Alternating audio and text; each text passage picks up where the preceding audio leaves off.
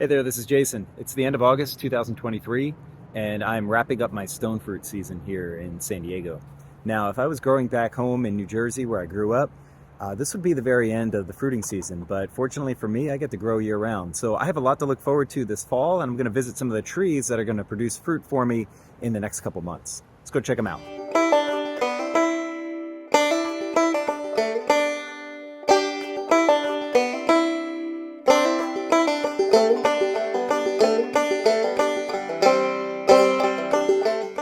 All right, so before I take you inside the orchard, I want to show you how my passion fruit trellises turning out. So if I stand back, you'll see I've got quite a bit of run that still needs to be grown in, but I've got my passion fruit vine. It's probably 15 feet long at this point, and I'm training it to go up and over this metal trellis that I built next to my chicken coop and shed. So I have been pulling passion fruit off, and as they ripen up, I don't have too many this year. So for example, there's one right there, hasn't turned purple yet, so it's not ready. And then there's a few more down here. I don't really want to promote growth down on this fence. I'd rather it go up and over the trellis I built, but I'm letting some of these go because these are just easy to pick, so it's convenient. All right, so let's head inside the orchard. Let's take a look at what's going on in here. I'm really excited to share this behemoth of a pomegranate tree that I got here. It has doubled in size, and I know that because I have this fencing material on the right and on the left hand side, and it's now way past that, whereas at the beginning of the year and last year it was contained within that fencing material. So this thing has skyrocketed up and out, and so I'm gonna have to get up there and hack away at it because that's way too high for me to reach next year if pomegranates start growing. But in any case, I do have some wonderful, I have quite a few, maybe 50 wonderful, and then I have my Parfianca graft over here doing very well. In fact, here's a Parfianca pomegranate, and it's hopefully, it flowered late, and hopefully it'll make it in time for this season. This one right here, this smaller one, I have less hope for that one. So pomegranates, that's something that I'm going to be looking forward to very soon. September for wonderful. That Parfianca is going to need a little bit more time because it's a lot smaller. So if I come over here, you're going to see my 3 dragonfruit trellises. I planted and established a pot each year that we've been here. So this is the most recent one over here on the right.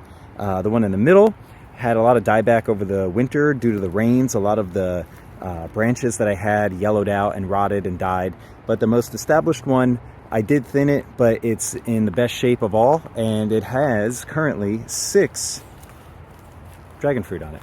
This is physical graffiti. I've got 2 that are growing very close to each other. Hopefully they play nice and there's enough room for both to develop. And then over on the other side, I have another 3. These are Cosmic Charlie. They all required cross-pollination, so I was out here late at night pollinating all these guys, gathering pollen and pollinating them. And then I also have a flower that just emerged about 2 nights ago, maybe August 22nd. I came out, pollinated that one, and hopefully I'll have 7 for this season. Many more to come in the future, but 7 is a good start. So let's go and take a look at what else I got. Well, this right here, as I turn around, you're going to see one of my persimmon trees. This is a Fuyu persimmon, and it has a coffee cake graft on it. In fact, the graft is this branch that's closest to the camera. This thing was loaded with fruit, even more than it is now. And persimmon branches are very bendy. They're very flexible.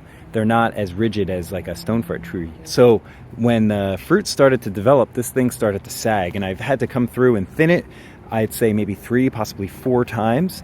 And since then, I've actually tied up a lot of it because even with like 1 or 2 pieces of fruit, it was starting to droop, and there was damage of a threat of breakage there. So I went ahead and I tied it up. It does not look pretty right now, but this will all come undone once I get the fruit off, which, based on the color here, is not too far off. So it's possible within the next month I might be pulling some persimmons off this tree. And remember, the Fuyu persimmon, those are non-astringent, so those can be picked early, and if you like the crunch, like that apple crunch, you can eat those early. Right next to it, right next door, is my Hychia persimmon. This one is the astringent one. This is one of my favorite fruits that I discovered when I moved here to Southern California. And just like the other tree, I also have a grafted variety. I have chocolate right here in the foreground, this V shape that's right in front of the camera right now. The graft is way too young to produce fruit, but next year I'm hoping those 2 cross-pollinate each other and I get both varieties. Definitely plenty of Hychias here. I may have to thin some off because just like the Fuyu, I don't want the branches to sag too much and snap, but so far so good. All right, what else do we got? Our stone fruit, our peaches and apricots and apriums, those are all done for the year. Those were back in May and June. Through here is my 3-in-1 planting, and I've got 3 different types of jujubes. And I've talked about these before in the past, and now they're getting close to being ready to be picked, depending on whether you like the green jujubes or the brown ones, the sweeter ones. But in any case, I have GA866 here on the foreground right. I have a Lang on the left, and then a Lee in the background. I really like this GA866. It was really sweet, but the tree did not produce a lot of fruit last year because it was so young. And so I'm looking forward to having more of these and really giving it a true taste test. But even though they're smaller, even though you have to work for it a little bit more, they're very sweet, they're very tasty, and it's quite possible this is my favorite, although I'm going to have to reassess that this year. The Lang I'm not crazy about. I wish I liked it more. This is the one that I want to graft onto because I don't mind losing some of the branches. I tried a sugar cane earlier, but I grafted too early and it didn't take, so I'll try again next year. And then my Lee, that's my favorite. That's the one that I like. I know it's the common one. I know it's the one that you can get sort of in Asian grocery stores, but there's just something really good about it. It's just the right size. It's the right level of sweetness. To me, this is the best one. Over here, this is really exciting. I've got a patch of fig trees that are growing. I've got 3 from last year, and I've got a panache over here on the left that I planted this year. So that one's not ready yet, but the other 3 are producing figs. And the Violet de Bordeaux right here in front of me actually put out a Breba crop, and they were delicious. And there were maybe 5 or 6 figs on the tree, and the raccoons or skunks or whatever it was got to most of them except for one. And man, that one was amazing. I also have a Hoboken. Hoboken I have sort of traced back to being an offshoot of a Chicago Hardy. Not quite sure exactly what a Hoboken is. Some people say it doesn't exist and it's just a Chicago Hardy. But in any case, I grew up near Hoboken, New Jersey, and I thought it would be cool to have a little bit of New Jersey in my yard, even if it's only a Chicago Hardy. But in any case, that one's coming along. And then I have a Tacoma Violet right here, which I have not tried yet. So I'm looking forward to seeing how that tastes. I really wish you could smell how aromatic these trees are.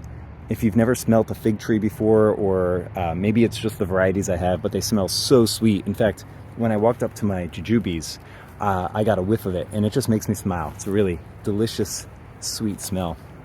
I also have my apples. Really young and not as well established, so it only has 1 fruit on the tree. Right here is my King David. Here's the fruit. It will be ready closer to November, so that's why it's so tiny. I'm not quite sure how this got pollinated. I don't have a pollinizer for King David, but somehow maybe a bee from another yard came in and helped me out. My Anna, which was ready in the summer, those were delicious, but the season for the Annas are over. And then here, the one that I need to work on the most is my winter banana. You can see these espaliered branches. They are shooting up towards the sky. I gotta go ahead and prune those back and train them. But it has 1 lonely winter banana apple on it. And the winter banana is ripe around September, maybe October. But unfortunately this year I'm only going to get 1. Now once these trees that I mentioned, once they ripen up, I'm going to have avocados to look forward to. Here's one right here. This one has probably 80 to 100 avocados on it. Lost a couple in that hurricane scare that we had, but the majority of them made it.